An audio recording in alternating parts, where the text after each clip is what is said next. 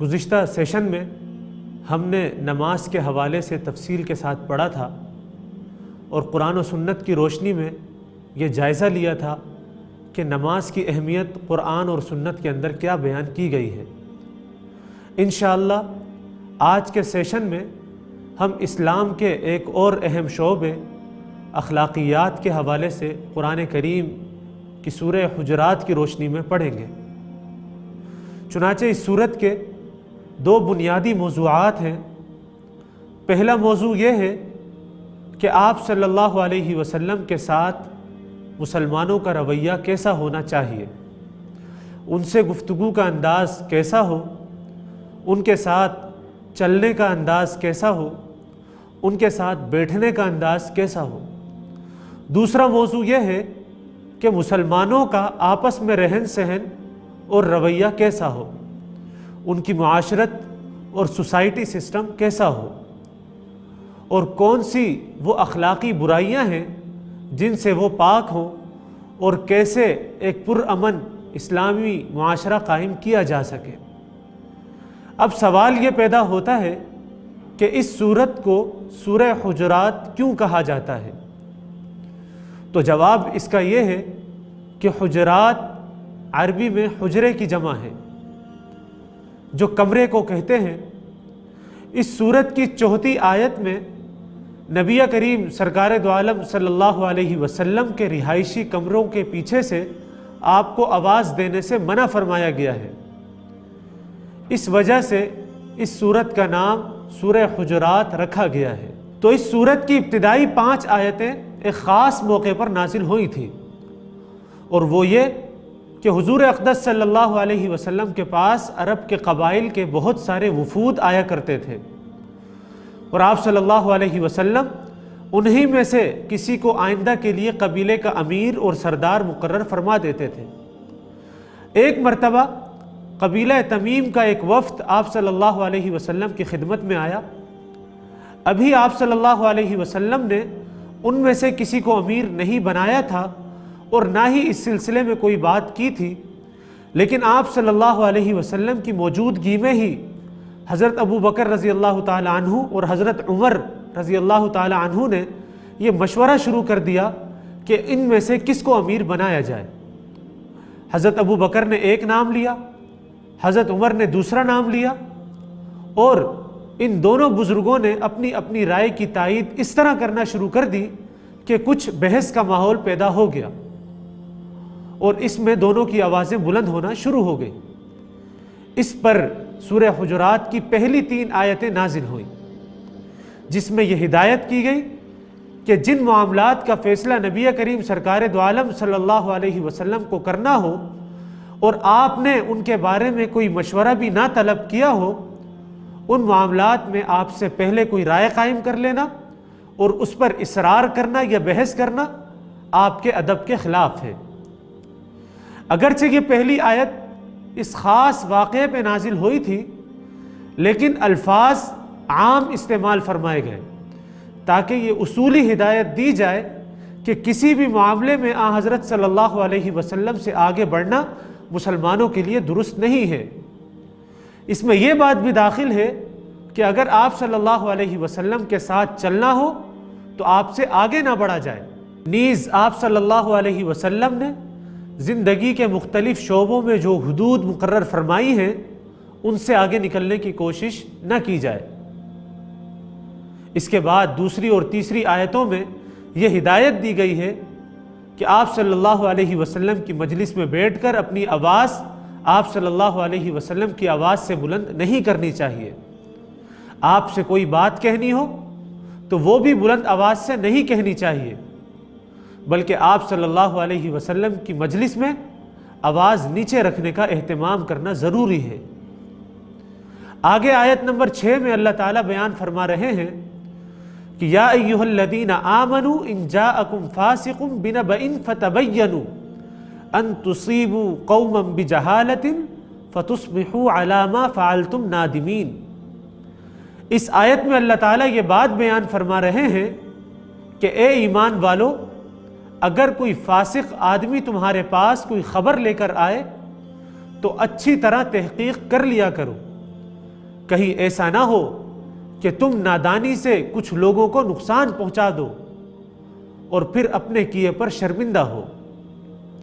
اس آیت کے شان نزول میں مفسرین نے ایک واقعہ نقل فرمایا ہے، اور وہ واقعہ یہ ہے کہ حضرت خالد بن عقبہ رضی اللہ تعالی عنہ جو کہ صحابی رسول ہیں، ان کو آپ صلی اللہ علیہ وسلم نے قبیلہ بنو مستلق کے پاس زکوٰۃ وصول کرنے کے لیے بھیجا۔ جب یہ ان کی بستی کے قریب پہنچے تو وہ لوگ حضرت صلی اللہ علیہ وسلم کے بھیجے ہوئے ایلچی اور قاصد کے استقبال کے لیے بڑی تعداد میں بستی کے باہر جمع ہو گئے۔ حضرت ولید بن عقبہ رضی اللہ تعالی عنہ یہ سمجھے کہ یہ لوگ لڑائی کرنے کے لیے باہر نکل آئے ہیں، کیونکہ بعض روایات میں یہ بھی آتا ہے کہ ان کے اور بنو مستلق کے درمیان زمانہ جاہلیت میں دشمنی تھی۔ اس لیے حضرت ولید بن عقبہ رضی اللہ تعالی عنہ کو یہ خطرہ ہوا کہ وہ لوگ پرانی دشمنی کی بنا پر ان سے لڑنے کے لیے نہ نکل آئے ہوں۔ اسی دوران کسی شریر آدمی نے ان سے یہ کہا کہ یہ لوگ آپ سے لڑنے کے لیے باہر نکلے ہیں۔ چنانچہ حضرت ولید بن عقبہ بستی میں داخل ہونے کے بجائے وہیں سے واپس لوٹ گئے اور جا کر حضرت صلی اللہ علیہ وسلم سے عرض کیا کہ بنو مستلق کے لوگوں نے زکوٰۃ دینے سے انکار کر دیا ہے اور وہ لڑائی کے لیے نکلے ہوئے ہیں۔ حضرت صلی اللہ علیہ وسلم نے جب یہ سنا تو حضرت خالد بن ولید رضی اللہ تعالی عنہ کو حکم فرمایا کہ تم جاؤ اور جا کر اس واقعے کی تحقیق کرو، اگر واقعی ان لوگوں نے سرکشی کی ہو تو ان سے جہاد کرو۔ چنانچہ حضرت خالد بن ولید رضی اللہ تعالی عنہ وہاں پہنچے تو پتہ چلا کہ وہ لوگ تو استقبال کے لیے جمع ہوئے تھے اور انہوں نے زکوٰۃ دینے سے انکار نہیں کیا تھا۔ تو اس پر یہ آیت نازل ہوئی اور اس شریر آدمی کو اس آیت میں فاسق قرار دیا گیا ہے، اور حضرت ولید کو یہ تنبیہ کی گئی ہے کہ تنہا اس شریر آدمی کی خبر پر بھروسہ کرنے کے بجائے پہلے اس خبر کی تحقیق کرنی چاہیے تھی۔ یہ آیت اگرچہ خاص واقعے کے تحت نازل ہوئی ہے، لیکن امت کو یہ تعلیم دی گئی ہے کہ اگر کوئی خبر آئے تو اس کو آگے پھیلانے سے پہلے اس کی اچھی طرح تحقیق کرنی چاہیے۔ اور جیسا کہ آپ کو معلوم ہے کہ آج کل سوشل میڈیا کا دور ہے اور مختلف سچی اور جھوٹی خبریں ہمارے پاس آتی رہتی ہیں، اس لیے کوئی بھی بات آگے بھیجنے سے پہلے اس کی اچھی طرح تحقیق کرنی چاہیے۔ چنانچہ ایک اور حدیث میں آپ صلی اللہ علیہ وسلم نے فرمایا کہ آدمی کے جھوٹا ہونے کے لیے اتنا ہی کافی ہے کہ وہ ہر سنی سنائی بات کو آگے پھیلا دے۔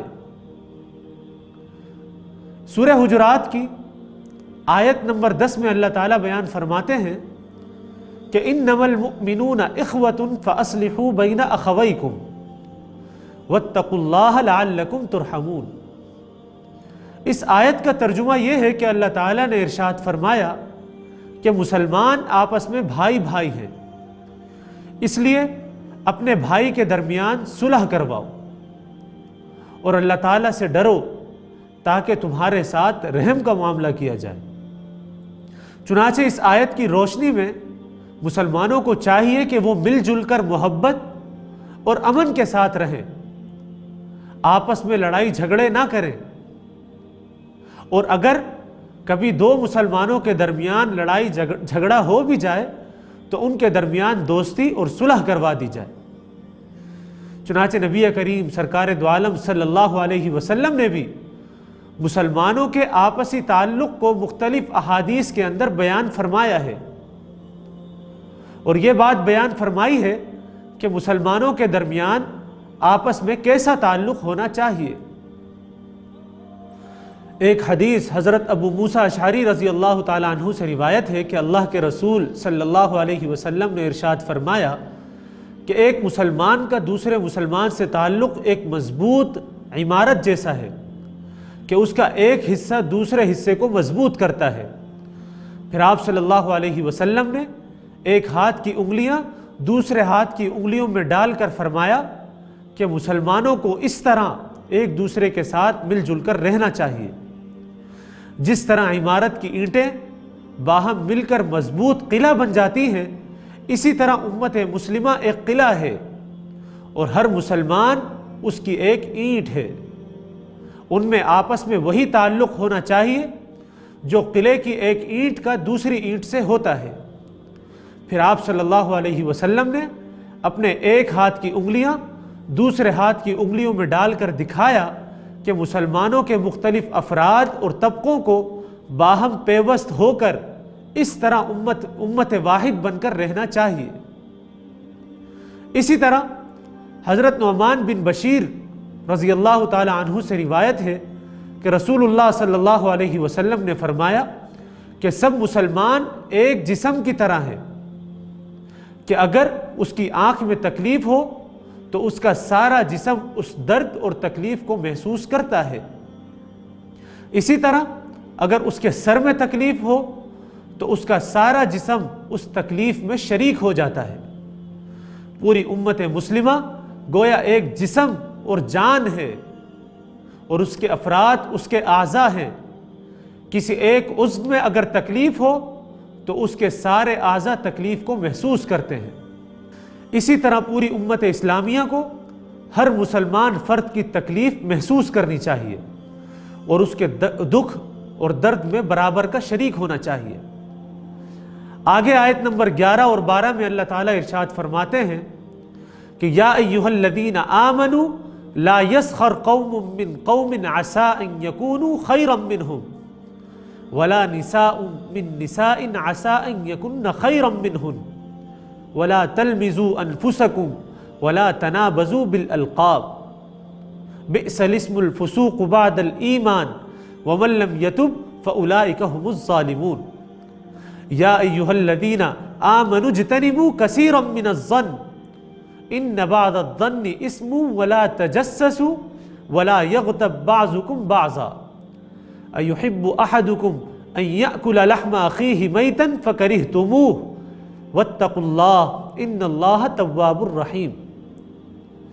آیت نمبر 11 کا ترجمہ یہ ہے کہ اللہ تعالیٰ نے فرمایا کہ اے ایمان والو، نہ تو تم میں سے مرد دوسرے مردوں کا مذاق اڑائیں، ہو سکتا ہے کہ وہ یعنی جن کا مذاق اڑایا جا رہا ہے خود ان سے بہتر ہو، اور نہ عورتیں دوسری عورتوں کا مذاق اڑائیں، ہو سکتا ہے کہ وہ یعنی جن کا مذاق اڑایا جا رہا ہے خود ان سے بہتر ہو، اور تم ایک دوسرے کو تانا نہ دیا کرو اور نہ ایک دوسرے کو برے القاب سے پکارو۔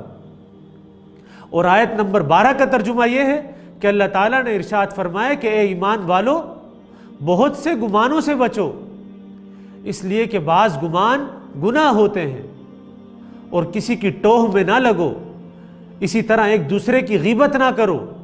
کیا تم میں سے کوئی شخص اس بات کو پسند کرے گا کہ وہ اپنے مردہ بھائی کا گوشت کھائے؟ یقیناً اس سے تو تم خود نفرت کرتے ہو، پس اللہ تعالیٰ سے ڈرو، بے شک اللہ تعالیٰ بڑا توبہ قبول کرنے والا ہے اور وہ بہت زیادہ مہربان ہے۔ ان دو آیتوں میں اللہ تعالیٰ نے 6 چیزوں کی ممانعت بیان فرمائی ہے جن کی وجہ سے معاشرے کے اندر لڑائی اور اختلافات پیدا ہوتے ہیں اور آپس میں جھگڑے پیدا ہوتے ہیں۔ چنانچہ پہلی ممانعت یہ بیان کی گئی ہے کہ ایک دوسرے کا مذاق نہ اڑاؤ، دوسری ممانعت یہ بیان کی ہے کہ ایک دوسرے پر عیب نہ لگاؤ، تیسری ممانعت یہ بیان فرمائی گئی ہے کہ ایک دوسرے کو ایسے ناموں سے نہ پکارو جس سے دوسرے مسلمان کو تکلیف پہنچتی ہو، چوتھی ممانعت یہ بیان فرمائی گئی ہے کہ کثرت گمان سے بچو، پانچویں ممانعت یہ بیان فرمائی گئی ہے کہ برائی تلاش کرنے کے لیے ایک دوسرے کی جاسوسی نہ کرو، اور چھٹی ممانعت ان آیات کے اندر یہ بیان فرمائی گئی ہے کہ ایک دوسرے کی غیبت نہ کرو۔ انشاءاللہ اب میں ان 6 چیزوں کو تھوڑی تفصیل کے ساتھ شریعت کی روشنی میں آپ کے سامنے بیان کروں گا۔ پہلی چیز جس کی ان آیات میں ممانعت ہے وہ یہ ہے کہ مسلمان آپس میں ایک دوسرے کا مذاق نہ اڑائیں، کیونکہ اس سے دوسرے مسلمان کی دل آزاری ہوتی ہے اور تکلیف پہنچتی ہے۔ اور ایک مسلمان کو تکلیف پہنچانا حرام ہے۔ حدیث شریف میں ہے کہ مسلمان وہ شخص ہے جس کے ہاتھ اور زبان سے دوسرا مسلمان محفوظ رہے۔ دوسری چیز جس کی ان آیات میں ممانعت ہے وہ لمز ہے۔ لمز کا مطلب ہے کسی کا عیب بیان کرنا۔ اب چاہے وہ عیب مخاطب کے اندر موجود ہو تو بھی اس کا تذکرہ کرنا درست نہیں ہے، اور وہ عیب مخاطب کے اندر موجود نہ ہو تب تو اس گناہ کی شدت اور بھی بڑھ جاتی ہے۔ بعض روایات میں آتا ہے کہ اگر کوئی شخص کی کوئی عیب کسی دوسرے کی طرف منسوب کرتا ہے تو اس وقت تک اس کو موت نہیں آئے گی جب تک اللہ تعالیٰ اس شخص کو اس عیب کے اندر مبتلا نہ کر دیں۔ تیسری چیز جس کی ان آیات میں ممانعت ہے وہ ایک دوسرے کو برے ناموں سے پکارنا ہے۔ اللہ تعالیٰ نے فرمایا کہ وَلَا تَنَابَزُوا بِالْأَلْقَابِ، یعنی ایک دوسرے کو برے ناموں سے مت پکارو، یعنی جن القاب یا ناموں کو معیوب یا برا سمجھا جاتا ہو ان سے احتیاط کرنی چاہیے۔ جیسے کسی کو اندھا کہہ دیا، کانا کہہ دیا، بہرا کہہ دیا، تو ظاہر ہے جس کو ان ناموں سے پکارا جائے گا اس کو کس قدر تکلیف ہوگی۔ کبھی بری عادتوں کی وجہ سے نام پڑ جاتے ہیں، مثلا کسی نے چوری کی تو اس کو چور کہا جانے لگا، پھر اس نے توبہ کر لی تب بھی اس کو چور کہا جا رہا ہے۔ کوئی بھی ایسا لقب یا نام جس سے مخاطب کو تکلیف ہو، اس کی دل آزاری ہو، اس سے بچنا چاہیے۔ حدیث شریف میں آتا ہے کہ آپ صلی اللہ علیہ وسلم نے فرمایا کہ مسلمان کو تکلیف پہنچانا حرام ہے۔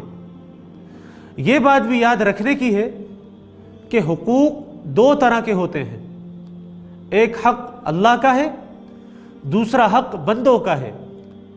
اب اگر اللہ کے حق میں کوئی کمی یا کوتاہی ہو جاتی ہے تو اللہ تعالیٰ سے امید ہے کہ وہ معافی مانگنے اور توبہ کرنے سے معاف کر دیں، لیکن یاد رکھیے کہ بندوں کا حق اس وقت تک معاف نہیں ہوتا جب تک وہ بندہ خود معاف نہ کر دے کہ جس کا حق مارا گیا ہے۔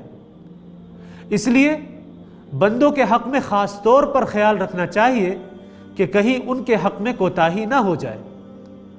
آپ غور کیجئے کہ جب اس آیت میں مذاق اڑانے، برا بھلا کہنے اور برے ناموں سے پکارنے کی ممانعت ہے تو کسی کا حق مارنا کتنا بڑا گناہ ہوگا۔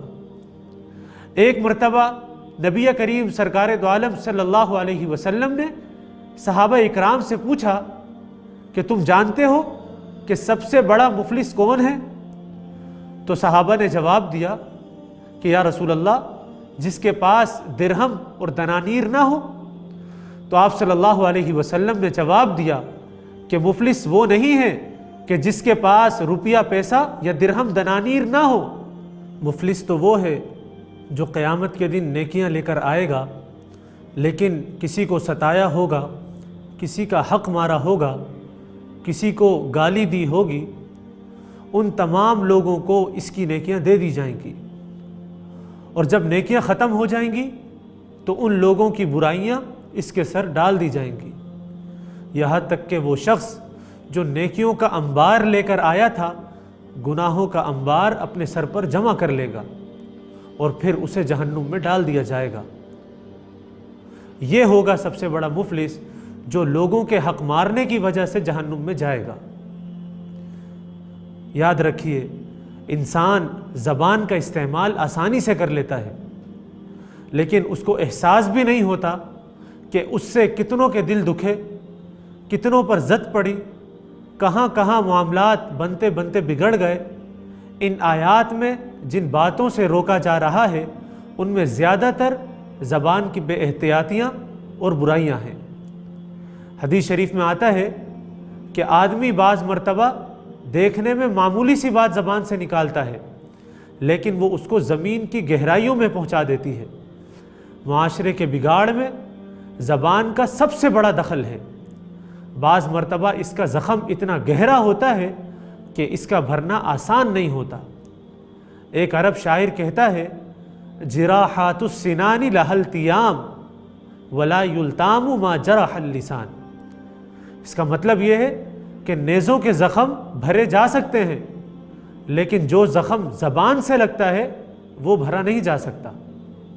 اس لیے خاص طور پر بولنے سے پہلے سوچنا چاہیے کہ یہ بات زبان سے نکالی جائے یا نہیں۔